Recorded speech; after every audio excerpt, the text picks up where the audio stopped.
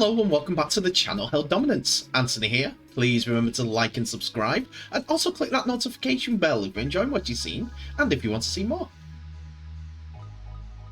Coming up in this episode, as usual, late nights means highlights from the Betfred Super League.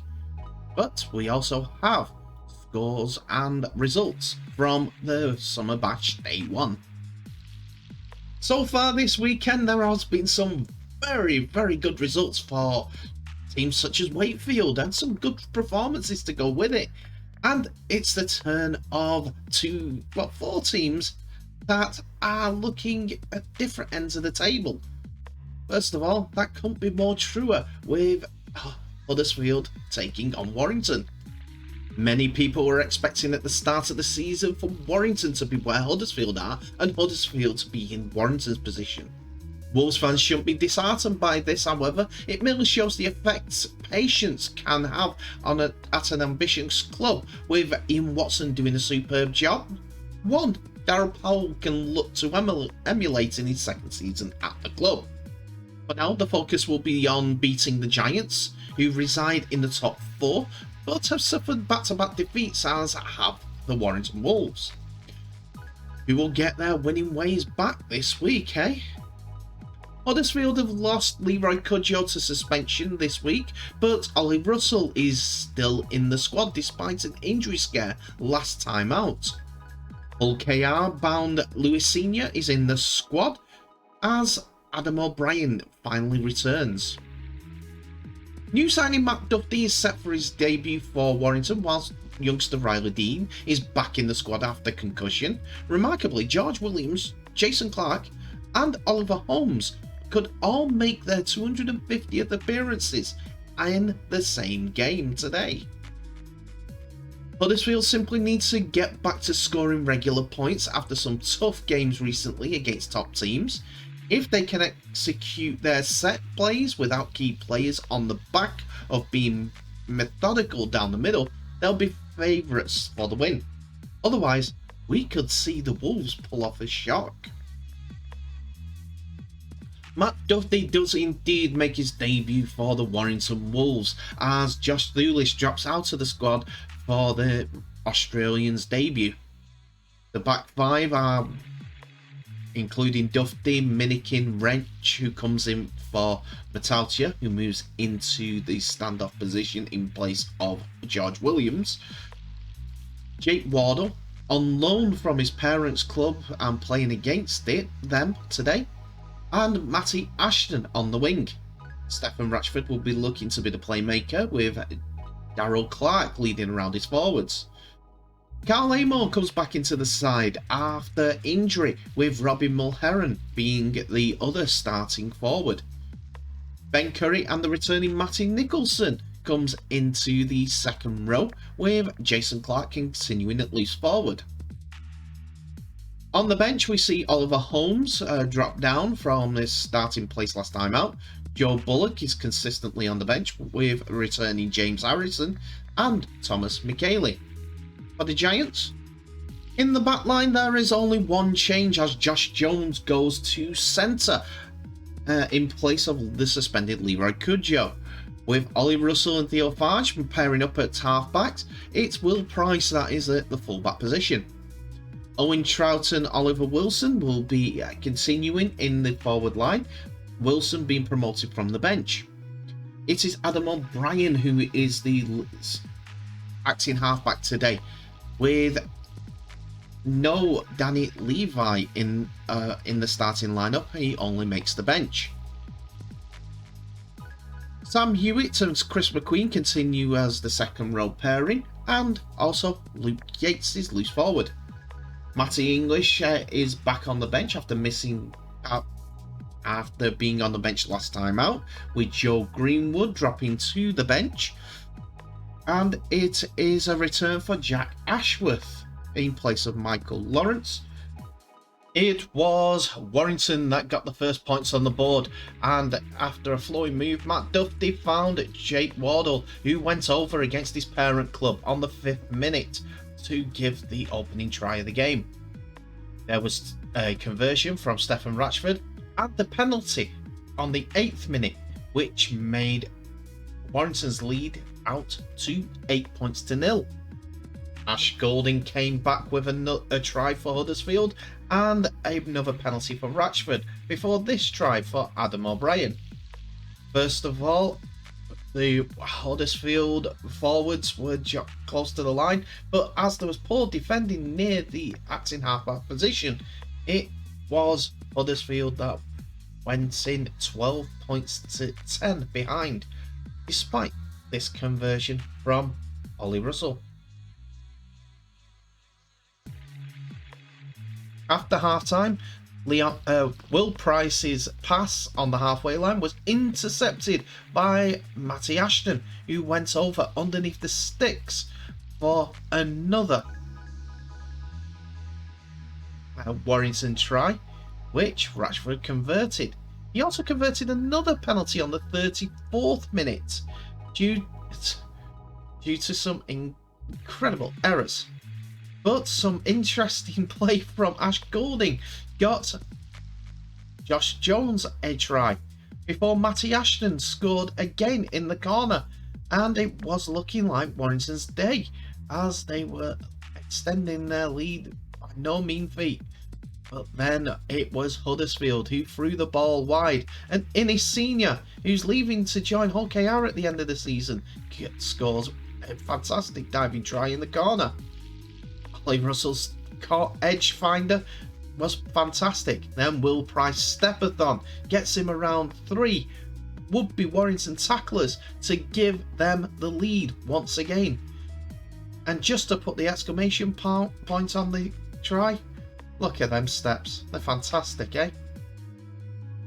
Wasn't the final points of the game, as first of all Ollie Russell added the extras, and it was Owen Trout who got through some weak defending before meeting Matt Duffy to the try line to score.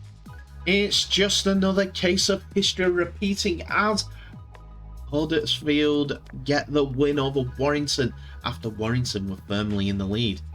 Full-time score 32-22 to the Giants.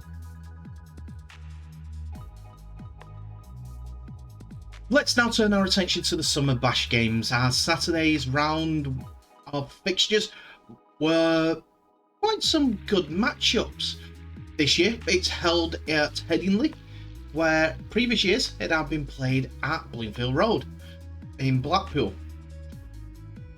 I'm looking over my shoulder at the left because there's one game still going on at this moment in time, as I'll tell you all about it in a few moments. So, those 3 games are, first of all, Saturday saw London Broncos versus Sheffield Eagles at 12:15 as the opening game for the Festival of Rugby League. Batley Bulldogs played the Dewsbury Rams, Bradford Bulls played the Halifax Panthers, while Featherstone Rovers faced Lee Centurions. All the games were shown on one channel, Premier Sports, one after each other. All these games had significance to the top and the bottom of the table, as teams were looking over the shoulder with relegation, and other teams are looking to cement their places ready for the playoffs at the end of the year, going towards the £1 million game. Speaking of that £1 million game, according to Ross Fields, during the halftime of the second game, the Summer Bash isn't the only events that's going to be held at Headingley, as the £1 million game is not going to be at a neutral venue. It's going to be at a neutral venue rather than the league leaders' home stadium, which it has been in previous years. But anyway, let's get into who did what during this championship round of fixtures. The first game saw Sheffield Eagles come out 38 points to 12 victors over the London Broncos, despite a close game in the first half where the scores were only 6 points to 10. Granton went over for a try in the first half for the Broncos, with Leyland converting, but in the second half it was only Ulberg with Leyland converting that got the points for the Broncos. Guzdeck was the man on fire as he scored 2 tries and kicked 5 goals for Sheffield Eagles. Chris Wellham turned back the clock with a double for himself and the Man of the Match award. Broadbent Bass and Ben Jones Bishop all went over to complete the scoring for Sheffield Eagles. The second game saw the Batley Bulldogs beat Dewsbury Rams 60 points to 6 in a one-sided affair. Batley Bulldogs were leading 28 points to 6 at half-time. Campbell scored 4 tries, while Hooley, Leake, 2 for Morton, Manning, Buchanan and Blake all got a try apiece, while Gilmore kicked 8 goals for the Batley Bulldogs. Matthew and Sykes were the point scorers for Dewsbury Rams, who are definitely staring down the barrel of a gun when it comes to relegation, and this result helps London Broncos. Relegation fears ease off a little bit more. In the third game, it was Bradford Bulls' 5th loss in a row, but this time against Halifax Panthers, who were smarting after their defeat last time out. It was 22 points to 6, with the half-time score being 16 points to 0 to Halifax, as Halifax went in for 20 unanswered points before Bulls got on the scoreline. Tibbs, Fairbank and McComb got over for tries, while Keys kicked 3 goals before Bradford had a try and a conversion for Gill and Patton, before McComb got the final word out by scoring a wonderful try. But that was only part of the story. First of all, there was a high tackle that was given a penalty on a Bradford Bulls man, which caused a fracas, but that meant that one of the Halifax players, Joe Martin, was sent off in bizarre circumstances. It would look like that there was a hand put on the face of the Bradford Bulls man who went in to cause the fracas by Martin, and then Halifax were down to 12 men. Bradford Bulls could not capitalise, and when McComb went over for his second try, first thoughts, he bounced the ball, and Bradford Bulls were very upset by this situation, which led to George Flanagan Sr. being sent to the sin bin for misspeaking to the referee. I'll put it in that parlance. McComb also went off the field as well due to his attempt of a try, ending up with him having a dislocated shoulder. But it was Panthers Day, 22 points to 6. And the final game of the day sees Featherstone Rovers beaten 16 points to 46 against Leeds Centurions. The camouflage Featherstone team were already 18 points to 4 down when they were down to 12 men.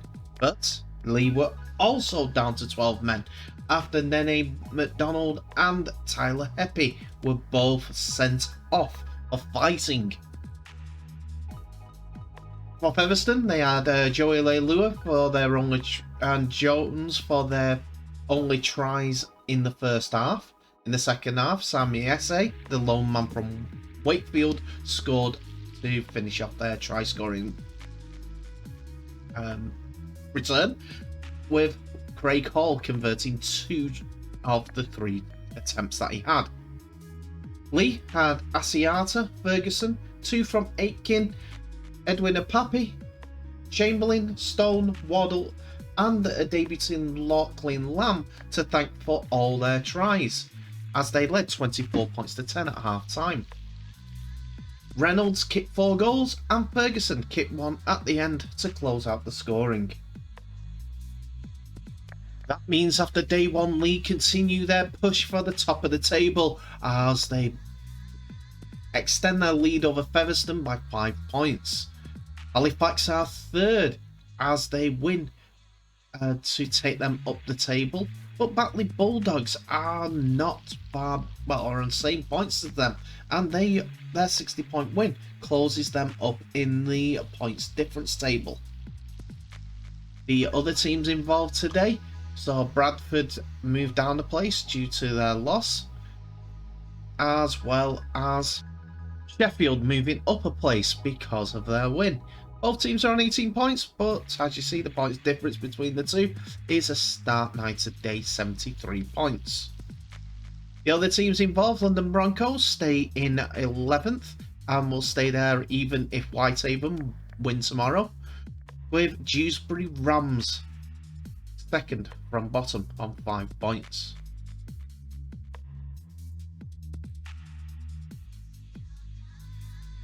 Let's go back to the second game in Super League as Catalans Dragons face Leeds Rhinos in a match that would have been a playoff game this time last year. Leeds shocked everyone, not just by defeating Wigan last week, but the manner of the victory without so many key players, which was particularly noteworthy. The Rhinos look to be a different side under Rowan Smith and have a certainly special to watch when they get going. But in France, against a tough and physical Catalan side, they need something extra special to win here. A win is exactly what they need in the race for the playoff rugby, whilst Catalans Dragons will be looking to capitalise on their own win over Huddersfield to cement their place in third place in the table. The Dragons are boosted by the return of winger Fuad Yaha and Leeds-born hooker Michael McAlorum, but their list of absentees is still very long, with Tyrone May now amongst them. This week, Leeds' list of absentees has been trimmed slightly, with Matt Pryor returning from a ban and Aidan Caesar returning. There is still no Blake Austin, whilst David Fusitua looks set to play despite an ankle problem that he gained against Wigan. This game will likely be the decider on whether Leeds can recapture their magic of their attack, which we have seen shine against Wigan, Hull FC and Warrington. However, on the flip side, their offence did struggle the last time they went to France against Toulouse. So it's all about whether this area clicks for them. If they can get going, they could have what it takes to beat a Catalan side who haven't been at their very best recently. And with that, here are the teams. Zach Hardacre and Liam Tyndall are the backline as David Fusitua misses out in this game, while Harry Newman, Liam Sutcliffe and Ash Hamley all play on. Aidan Caesar returns to the side with Richie Myler in the halves. Mikkel Edgeletsky, Jared O'Connor and Bodine Thompson are the front row, as there is no place today for Cruz Leeming as he's still suffering with his injury. James Bentley and Reece Martin are the second rowers, while James Donaldson continues at loose forward. On the bench, it's more or less as you were, as Cameron Smith got moved to the bench in place of the return to Wakefield Yusuf Aldin. But Brad Dwyer, Morgan Gannon and the returning Matt Pryor takes the place of Muiz Mustafa, despite the forwards' try-scoring efforts against Wigan. Now for Catalans.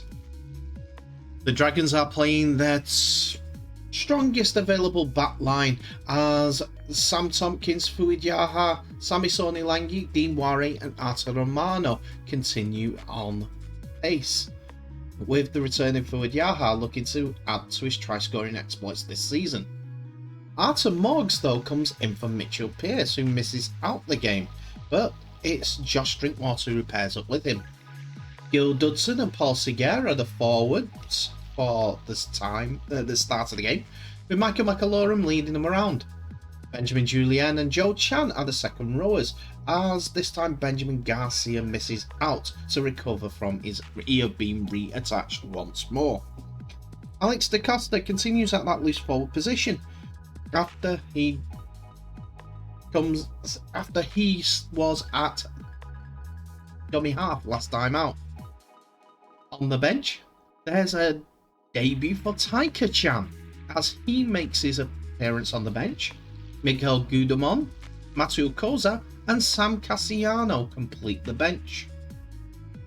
Taika Chan is the brother of Joe Chan and has been part of the reserve side in France for Catalan. I think it's Saint Esteve. and he makes his appearance on the bench for the first time since signing a new his first contract back in 2019.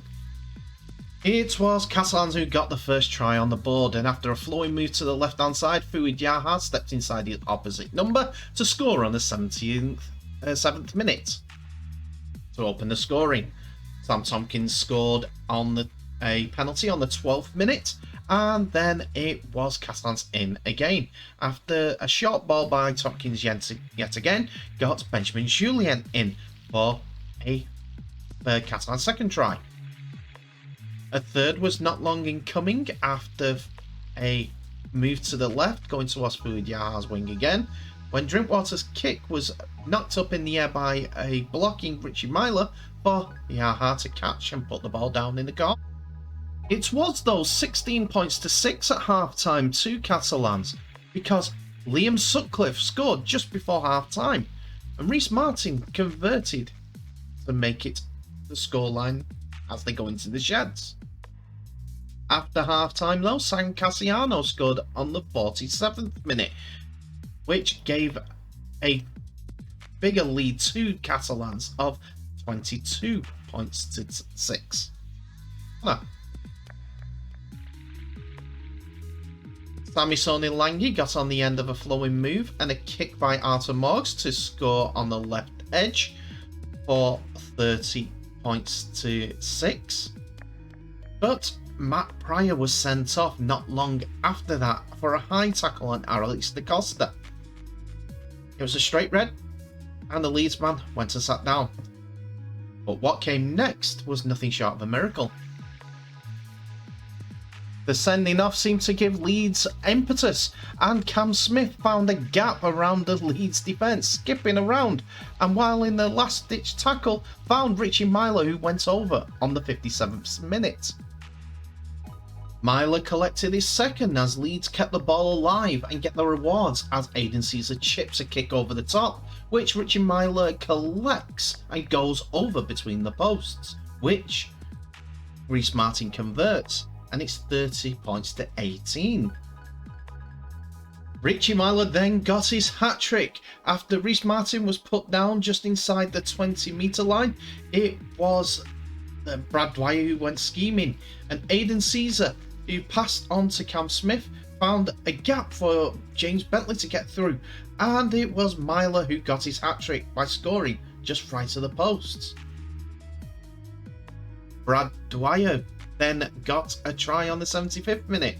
He did it all himself as he span, kicked into the gap behind, and beat Sam Tompkins and Samisoni Langi to score on the 75th minute, which equalised the game. And now we move into golden point extra time. Brad Dwyer headed for a gap, and he found Zach Hardacre, passed it to Aidan Caesar, who ducked inside Arthur Morgs to score in the 86th minute to give Leeds Rhinos the victory. Winners are grinners, and Leeds Rhinos win 36 points to 32 in golden point. And that's it for another episode, ladies and gentlemen. Thank you so much for watching. Please remember to like, subscribe, and share this video worldwide, as well as clicking that notification bell for any updates on new videos that may be coming your way.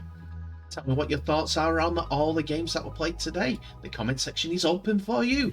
First of all, we've got to acknowledge Leeds Rhinos, as their 12 men put up an epic fight back against Catalans.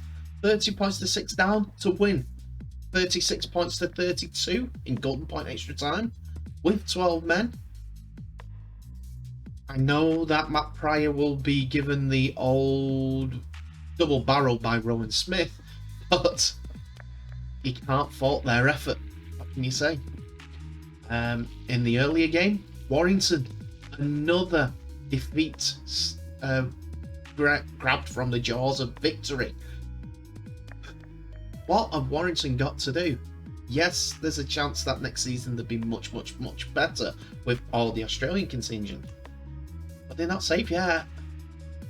There's a chance, mathematically, they can go down. They have to do something now before it gets terminal. Do you think these Australians will want to take up the contract for a non-Super League team? There'll be mass releases, and you'll have to use your academy. Leeds Centurions were impressive against Featherstone yet again. That's 3 wins from 4 against Featherstone this season. But I did notice after the game in the crowd, one of my pet peeves, lip reading the player that was getting a picture taken with Lachlan Lamb and have your shirt, I hate that. I hear it enough at a soccer game. Don't bring it into rugby league. Anyway, that's my rant over. Thank you so much for watching. Please remember to share this video worldwide. Extra shares for you today. But in the meantime, I wish you all the best. So please stay safe, and I'll see you in the next episode.